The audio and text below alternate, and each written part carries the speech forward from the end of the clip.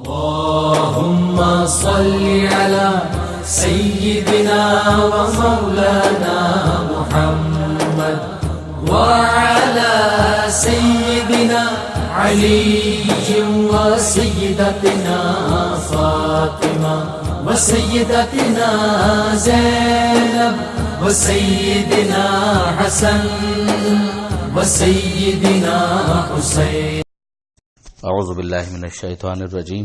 بسم اللہ الرحمن الرحیم. الحمد للہ رب العالمین والصلاة والسلام علی اشرف الانبیاء والمرسلین واہل بیتہ الطیبین الطاہرین المعصومین. اما بعد. سورہ مبارکہ نساء آیت نمبر 29 سے آیت نمبر 34، 29 سے 34. پروردگار عالم آغاز صفحہ میں جو ہمیں آیت نظر آ رہی ہے اس میں صاحبان ایمان کو مخاطب کرتے ہوئے یہ ارشاد فرماتا ہے کہ لا تأکلوا اموالکم بینکم بالباطل، کہ جو مال کی حرمت ہے، کہ ایک شخص کا جو مال ہے وہ دوسرے انسان کے لیے حرام ہے کہ وہ اسے اس کی مرضی کے مطابق ٹچ بھی کر سکے. تو یہاں پہ یہی کہا جا رہا ہے کہ اپنے اموال کو باطل طریقے سے مت کھاؤ.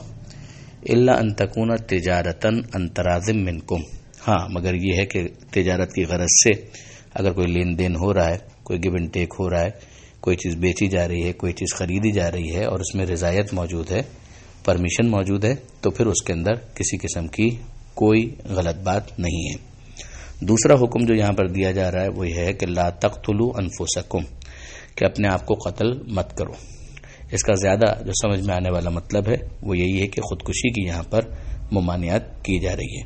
اور باقی پورا معاشرہ اگر مسلمانوں کا ہے تو ایک نفس کی طرح سے ہے، ایک جان ہے، تو کسی اور کو قتل کرنا بھی ایسا ہی ہے کہ گویا خود کو قتل کرنا. ان اللہ کان بکم رحیمہ، اللہ تم پر رحم کرنے والا ہے. یعنی اگر کبھی کوئی ایسا مسئلہ آ جائے کہ جس کی وجہ سے انسان دل تنگ ہو جائے اور وہ پریشانی کی وجہ سے ہمت ہار بیٹھے تو اسے اللہ کی رحمت کی طرف متوجہ رہنا چاہیے. وَمَن يَفْعَلْ ذَلِكَ عُدْوَانًا وَظُلْمًا، اور اگر کوئی ایسا کام کرے ظلم و تعدی کرتے ہوئے، ظاہر ہے کہ یہ تجاوز ہے، ٹرانسگریشن ہے، اپنی لائنز کو کراس کرنا ہے کہ جب پروردگار نے اس کی اجازت نہیں دی تو کیوں کرے کہ انسان اس کام کو انجام دے سکتا ہے. لیکن اگر اس نے ایسا کیا تو پروردگار کی طرف سے وعید ہے، پھر خاص پنشمنٹ کا اعلان ہے کہ فسوف نصلیہ نارا، کہ پھر ہم اسے عنقریب جہنم کی آگ میں داخل کریں گے. وَكَانَ ذَلِكَ عَلَى اللَّهِ يَسِيرًا، اور یہ اللہ کے لیے پھر بہت آسان ہے. یعنی کوئی یہ نہ سمجھے کہ ایک طرف رحمت پروردگار ہے تو پھر سزا کیوں کر دی جا سکتی ہے. یہ پروردگار عالم کی صفات ہیں. پروردگار صاحب حکمت ہے، وہ کبھی بھی بغیر وجہ کے ایسا کوئی کام نہیں کرے گا، لیکن موقع اور محل کے اعتبار سے پروردگار کا جو فیصلہ ہوگا وہ حکمت کے بالکل مطابق ہوگا. اگلی جو آیت ہے آیت نمبر 31، اس کے اندر پروردگار عالم گناہ کبیرہ اور صغیرہ یہ دو قسمیں ہمارے سامنے پیش کی جا رہی ہیں. ارشاد ہوتا ہے کہ ان تجتنبوا کبائر ما تنہون عنہ نکفر عنکم سیئاتکم، کہ اگر تم اپنے آپ کو گناہ کبیرہ سے بچا لو گے تو جو چھوٹے گناہ ہیں ان کی ہم خود ہی پردہ پوشی کر دیں گے. وندخلکم مدخلا کریما، اور تمہیں معزز مقام پر پہنچا دیں گے. یہ اگر آپ دیکھیں تو نہج البلاغہ کے اندر بھی حضرت امیر المومنین علیہ السلام کا یہ جملہ ہے کہ گناہوں کے اندر کچھ بڑے ہیں من کبیر او ادا علیہ، کہ جس کے اوپر خدا نے وعدہ کیا ہے کہ اس کی سزا دے گا، اور کچھ چھوٹے گناہ ہیں کہ جس کے اوپر بخشش کی امید دلائی ہے. اگر آپ اس کی تفصیل پڑھنا چاہیں تو آیت اللہ دستغیب شیرازی کی جو کتاب ہے گناہ کبیرہ، اس کی جو پہلی جلد ہے اس کے مقدمے میں آپ کو ان باتوں کی تفصیل مل جائے گی. بنیادی فرق کبیرہ اور صغیرہ کے درمیان کیا ہے؟ یہاں پر اگر آپ غور کریں تو سیئات کا لفظ استعمال ہوا ہے، ایک دوسرے مقام پر لمم کا لفظ استعمال ہوا ہے قرآن مجید کے اندر. یہ صغیرہ گناہوں کے لیے قرآن مجید کی تعبیرات ہیں. مگر ان دونوں کے درمیان بنیادی فرق کیا ہے؟ کبیرہ کس کو کہیں گے اور صغیرہ کس کو کہیں گے؟ خداوند متعال کے مقابلے پر اگر کوئی شخص آ جائے تو ہر گناہ کبیرہ ہے، لیکن جب خداوند متعال خود ہی یہ تقسیم کر رہا ہے تو کوئی تو اس کے پیچھے بیس ہوگی، بنیاد ہوگی. تو وہ بیس یہاں پر بیان کی گئی جو امیر المومنین کا کلام آپ نے سنا کہ گناہ کبیرہ کا مفہوم یہ ہے کہ وہ گناہ کہ جس کے اوپر خدا نے عذاب کی وعید کی ہے کہ اس پر میں تمہیں جہنم میں داخل کر دوں گا یا آگ کا عذاب دوں گا، وہ گناہ کبیرہ ہے. اور اگر کسی کام سے روکا ہے لیکن اس پر ایسی وعید ہمیں نظر نہیں آتی تو حرام تو وہ بھی ہے، مگر بہرحال اس کو گناہ کبیرہ میں شمار نہیں کیا جائے گا، اس کو گناہ صغیرہ میں شمار کیا جائے گا۔ ایک یہ معیار ہوا۔ دوسرا معیار یہ کہ لا صغیرہ مع الاصرار، کہ اگر ایک انسان صغیرہ کو یعنی چھوٹے گناہوں کو بار بار کرے تو اصرار کے بعد صغیرہ صغیرہ نہیں رہتا، وہ خود بخود کبیرہ بن جاتا ہے، میجر سن یا بڑا گناہ بن جاتا ہے۔ یہ دوسرا معیار ہوا۔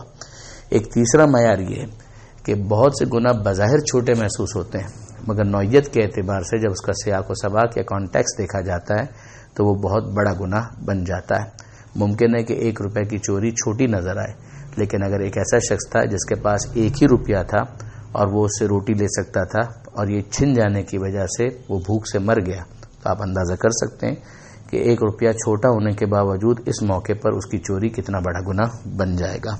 لہٰذا اس کی تفصیلات اپنے مقام پر، یہ تو مختصر سا ایک تعارف تھا۔ یہاں پروردگار عالم نے بہرحال ایک امید دلائی ہے۔ اس کے بعد جو اگلی آیت ہے اس میں پروردگار عالم نے حسد سے روکا ہے کہ لا تتمنوا ما فضل اللہ بہ بعضکم علی بعض، کہ جو اللہ نے فضل کیا ہے تم میں سے بعض پر اور بعض کو بعض پر فضیلت دی ہے، تو اس میں ایک دوسرے کے اوپر حاسدانہ نظر مت ڈالو، یہ تمنا مت کرو۔ یہ تمنا نہ کرو سے کیا مراد ہے؟ اگر خدا ہی سے کوئی دعا مانگ رہا ہے کہ اے پروردگار مجھے بھی عطا کر دے، کوئی حرج نہیں، لیکن اگر یہ حسد کی بنیاد پر یہ تمنا کرنا شروع کر دے کہ اس سے چھن جائے، تو یہ وہ چیز ہے کہ جو انسان کو اخلاقی اعتبار سے پستی میں بھی لے جائے گی اور اس کو کچھ حاصل بھی نہیں ہوگا۔ روحانی اعتبار سے بھی ایک عذاب ہے اور جسمانی اعتبار سے بھی اس کی صحت کے لیے بھی خراب ہے۔ تو ایک تو یہ حاسدانہ جو تمنا ہے اس سے روکا گیا، اور دوسری چیز جو یہاں پر سمجھائی گئی کہ فقط تمنا کرنے سے کچھ ہوگا بھی نہیں جب تک انسان کوشش نہ کرے۔ بہت سی چیزیں ایسی ہیں کہ جو کوشش کی متقاضی ہیں، اگر ایک انسان سستی کا مظاہرہ کرے اور کوشش سے جی چرائے تو پھر دوسرا انسان اگر کوشش کے نتیجے میں کسی مرتبے اور مقام تک پہنچ جائے تو پھر اسے افسوس کرنے کی بھی ضرورت نہیں، اس لیے کہ اس ناکامی کا اس نے خود مقدمہ فراہم کیا ہے۔ لہٰذا ہم دیکھتے ہیں کہ پروردگار فرماتا ہے کہ للرجال نصیب مما اکتسبوا، مردوں کے لیے وہ ہے کہ جو انہوں نے کمایا، وللنساء نصیب مما اکتسبنا، اور خواتین کے لیے وہ ہے جو انہوں نے حاصل کیا اور کمایا۔ واسألوا اللہ من فضلہ، یہی وہ چیز جو میں نے پہلے عرض کی کہ اللہ سے سوال کرو اس کے فضل کا، کوئی حرج نہیں۔ ایک انسان یہ دعا مانگے کہ پروردگار تو نے اس کو دیا اور عطا فرما، لیکن میں اپنے لیے بھی یہی سوال کرتا ہوں کہ مجھے بھی اپنے فضل سے عطا فرما، تو اس میں کسی قسم کا کوئی حرج نہیں ہے۔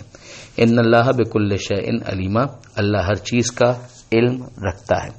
اگلی جو آیت ہے وہ بہت اہم آیت ہے، آیت نمبر 33، وَلِكُلٍّ جَعَلْنَا مَوَالِيَّ، ہم نے ہر ایک کے لیے وارث قرار دیا ہے، موالیہ یعنی وارث، اور ہر ایک کے لیے قرار دیا ہے، مما ترک الوالدان والاقربون، جو اس کے والدین چھوڑ کر جائیں، جو اس کے رشتہ دار چھوڑ کر جائیں، اس کے لیے ہم نے وارث مقرر کیے ہیں، بے وارث کوئی نہیں ہے، یعنی کوئی نہ کوئی ایسا ضرور ہوگا کہ جو بالآخر اس چیز کی وراثت کو حاصل کرے گا۔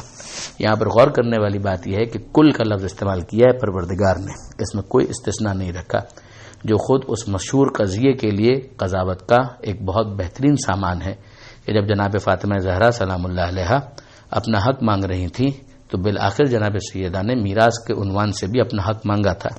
جب پروردگار عالم قرآن مجید کے اندر واضح طور پر کہہ رہا ہے کہ ہر ایک کے لیے ہم نے ورثہ قرار دی ہیں، تو کیسے ممکن ہے کہ پیغمبر اکرم صلی اللہ علیہ وآلہ وسلم کا کوئی وارث نہ ہو؟ لہٰذا جناب سیدہ کا یہ اعتراض بھی تھا اور استدلال بھی تھا کہ کیا تم یہ کہنا چاہتے ہو کہ میرے بابا نے قرآن کے خلاف کوئی بات بیان کی ہے؟ ہرگز میرے بابا قرآن مجید کے خلاف کوئی بات بیان نہیں کرتے تھے۔ یہ جناب سیدہ کا اس جھوٹی حدیث کے خلاف ایک بھرپور احتجاج تھا۔